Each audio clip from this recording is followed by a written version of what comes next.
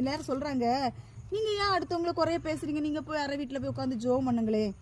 ஜோம் பண்ணா இன்னைக்கு நான் சொல்றேனே, ஏன் வேலைக்கு போறீங்க, ரூமுக்குள்ள போய் உட்காந்து ஜெபம் பண்ணுங்க, தேவைகள் சந்திக்கப்படட்டும். ஏன் வேலை செய்து கடுமையா உழைக்கிறீங்க? ஏன்னா ஜெபம் தானே பண்ண சொல்லியிருக்கிறாரு, போய் ஜெபம் பண்ணுங்க. பிள்ளைகளுக்காக ஜோம், எல்லாத்துக்காக ஜோம் பண்ணுங்க. ஏன் கிரியையில காமிக்கிறீங்க?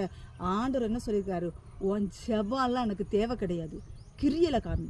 கிரியையில காமி. முதல்ல ஜெபமும் பண்ணு, உன் கிரியையில காமி. நீ சும்மா அரை வீட்டுக்குள்ள வந்து ஜோம் பண்ணிட்டே இரு. நீ ஏன் சுவிசேஷம் அறிவிக்கணும்? ஏன் ஊழியக்காரங்க சுவிசேஷம் அறிவிக்கணும்? அரை வீட்டுக்குள்ள உட்காந்து ஜோம் பண்ணிட்டே இருக்கலாமே. போதிக்கக்கூடியது ஊழியக்காரர்களுடைய கடமை.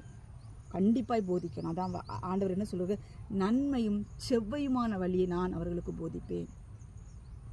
இந்த நாட்களில் கர்த்தர் என் நாவினால் பேசுகிற வார்த்தை நன்மையும் செம்மையுமான பாதைகள் உங்களுக்கு கொண்டு சேர்க்கும்.